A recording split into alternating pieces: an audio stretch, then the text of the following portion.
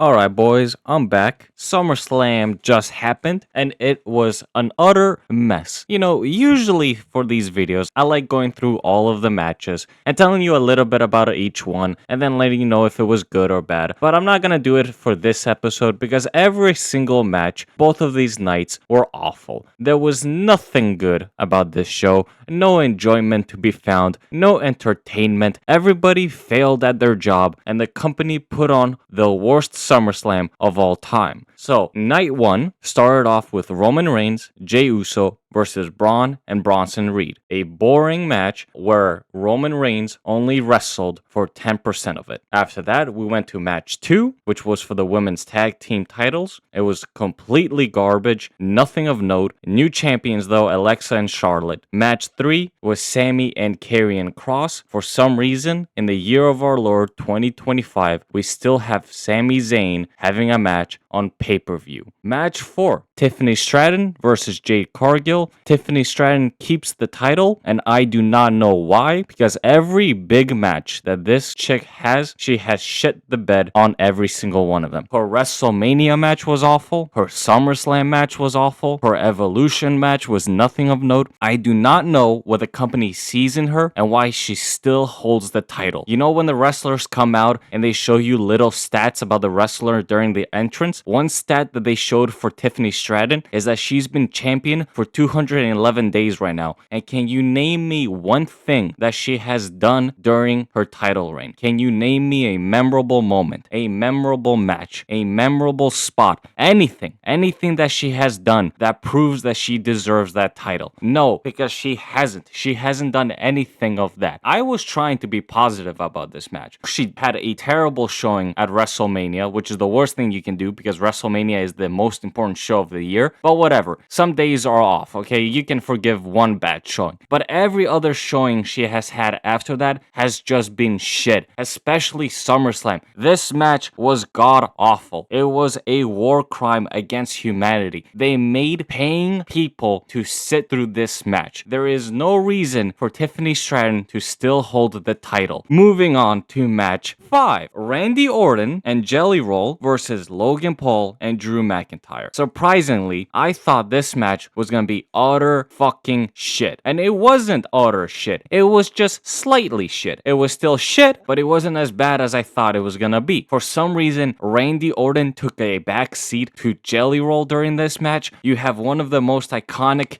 wrestlers on your show and you make him sit on the outside while we have to watch Logan Paul and Jelly Roll play fight each other for 30 minutes. Terrible match. At least the right person won. Logan and Drew got the W over Jelly Roll, and Jelly Roll was the one that got pinned, so Randy Orton is still protected. Terrible match, but at least the right people won. Then for night 1, we go on to the main event. One of the worst main events in current history. It was Gunther and CM Punk. Now, we all know that CM Punk, unfortunately, is a little bit older and he can't go like he used to. However, Gunther could never go because he never had any skills to be a decent wrestler. This is another Gunther match, and if you have seen one of them, you have seen all of them. This match was chop after chop, kick after kick, submission after submission for 40 goddamn minutes. It was like watching paint dry. You would have more entertainment if you were actually watching paint dry than this match. CM Punk does his 3 moves because he can't go anymore. He does his knees, he does his go to sleep, and then he does his elbow. That's all that Punk can do. But for some reason, Gunther can only do 3 moves also. So what happens when you have a 40-minute match with 2 wrestlers that can do a combination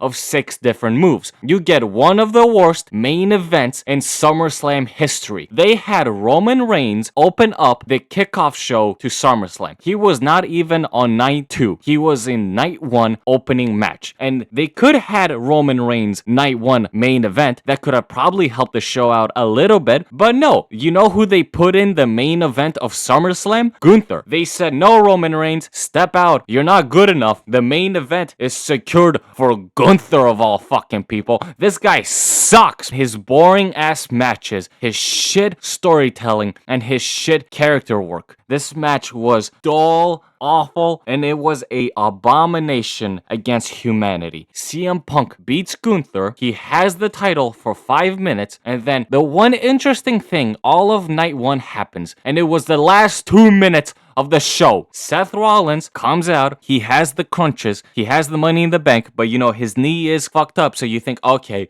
they're doing the stupid thing where Seth Rollins just comes out to look at the camera and then he's gonna walk out and nothing's gonna happen. But it was a fake out. As Seth Rollins is turning around to leave, he stands up, throws away the crunches, takes off the knee brace, and runs down the ring to cash in his money in the bank. He goes in the ring, he beats up Punk with a briefcase, he cashes it in, stomp, 1, 2, 3, Seth Rollins wins, and he is now the new world champion. Interesting moment. It was entertaining for the 2 minutes that it happened. It was a 3-hour show, and the last 2 minutes were the only entertaining part. But what is gonna happen now with Seth Rollins holding the title? Seth Rollins has been world champion before, and nothing of note happened. Is he still gonna keep feuding with CM Punk? How long is this feud gonna go on? Because it's feeling like Groundhog Day. Night 1, absolute fucking trash. Let's go into night 2. And usually with these 2-night events, night 1 is always terrible, but night 2 can always save it. There's always something good about night 2, but not tonight. So night 2 opens up with Triple H, because Triple H of course has to get his 5 minutes of fame. He is an attention-seeking missile after all. After Triple H, the first wrestler we see is Rhea Ripley. Perfect decision opening night 2 of SummerSlam with the 2 most boring people in the company right now. First match, it is the women's triple threat, Naomi, Io Sky, and Rhea Ripley. Rhea Ripley is the death of all joy and charisma, while Io Sky cannot be in the ring for more than 5 minutes without fucking up a move. So basically what I'm trying to say is this match was utter fucking garbage, like all other matches. Naomi picks up the win, so she is still champion. Match number 2, the tag team TLC match. They brought out the Hardy Boys and the Dudley Boys for this one. And this match was so boring for a TLC match. I don't know what has happened to multi-man matches in this company, but for some reason, they cannot book them in a way that keeps the energy pumping and the flow of the match going. For some reason, we were watching the Street Profits set up tables for 2 minutes while everybody else was just laying outside the ring doing absolutely nothing. Why were we focused on the Street Profits setting up tables for 2 minutes and now moving on to somebody else doing another move or another spot in this match? Why can nobody multitask in this company anymore? They had 4 table spots back to back for no reason. The match opened up with 10 minutes of nothing and us just watching the Street Profits set up tables, and then out of nowhere 4 different spots happened in less than 2 minutes. It was neck breaking. The flow of this match was completely off, and I really hate that during multi-man matches a guy goes in the ring, he does one move, then he gets attacked, and then he disappears for 20 minutes from the match, never to be seen again until the end of the match. Where do they go? Why do they lay out in the ring for so long? Nobody knows how to book a move going into another move from a spot going into another spot. They just have to bang out the spots back to back with no flow or no rhyme or reason because they can't be bothered to make a decent match that flows together with multiple people. Absolute garbage like the rest of them. Match 3. It is Becky Lynch versus Lyra Valkyria. Becky Lynch is the most overhyped mid-wrestler in current history, and Lyra Valkyria is a black hole of charisma. So this match was trash like every other one. But this match was not just trash. This match has the high honor of being the worst match out of both nights. This match went on for way too long. This match should have been 2 minutes long, in and out, so everybody could have moved on with their lives. But no, they made us sit through this boring ass match for 30 minutes. And for some reason, they brought out Bayley towards the end. It was a dirty ending, so that means that this god-awful feud will continue for some ungodly reason. Match number 4. Solo Sikoa versus Jacob Fatu in a steel cage for the US Championship. The cage was totally unnecessary because this match was another fucking interference hellhole that Solo Sikoa and Jacob Fatu are stuck in. Everybody ran in during this match. The steel cage didn't do anything to stop interferences. Jimmy Uso was out there. Solo Sikoa's boys were out there. It was an utter overbooked mess. Solo Sikoa wins, so he still is the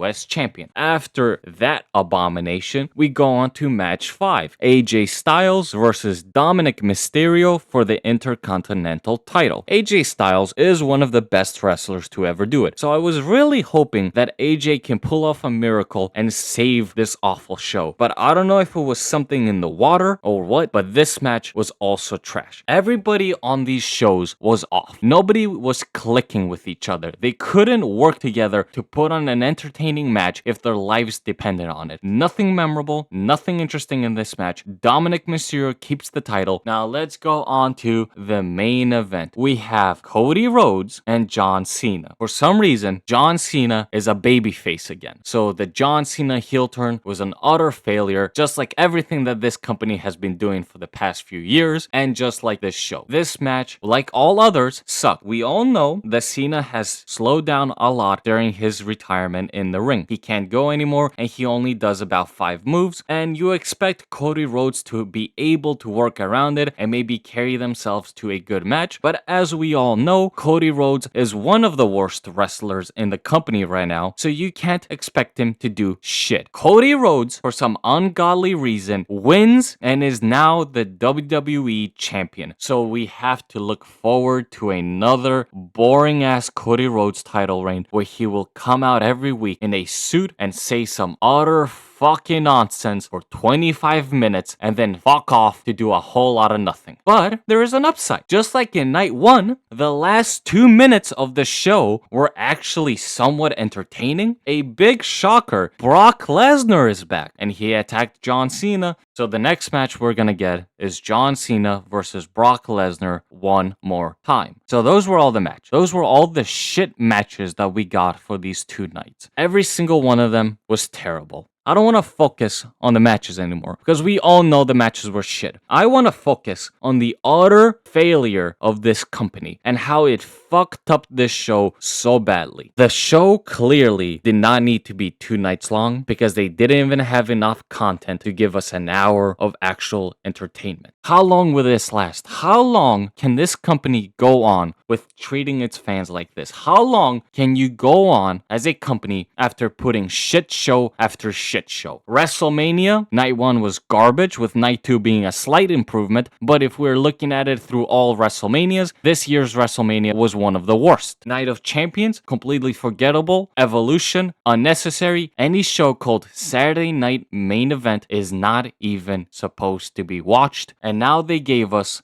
the worst SummerSlam of all time. And you know what the sad part is? Nothing about this will change. The WWE can put out shit after shit and nothing will change because there will always be those whales that buy the tickets, the DVDs, buy the merch, buy everything that this company is giving them. They will eat the slop and then they will defend the slop. There's always gonna be the whales that defend the slop and the multi-million-dollar corporation for some reason. So nothing will ever change. You can bitch and moan all you want, but as long as those people are there and they are spending money, the WWE will not change. They will give you shit show after shit show with 20 billion ads, and they will laugh because they don't have to put any effort. Every wrestler that wrestled these past 2 nights failed. They failed at their job. They failed to entertain the fans. They failed to have a good match. Everybody in this company is just in it for the paycheck, and you expect that from somebody that works a minimum wage, dead-end, soulless office job where they hate their life 24/7. But these guys make millions a year to play fight each other in front of millions of people, and they put this effort in it. Why would people keep watching this garbage if the wrestlers themselves do not care? But that's enough spurging out of me. The worst SummerSlam of all time just happened. Thank you all for watching.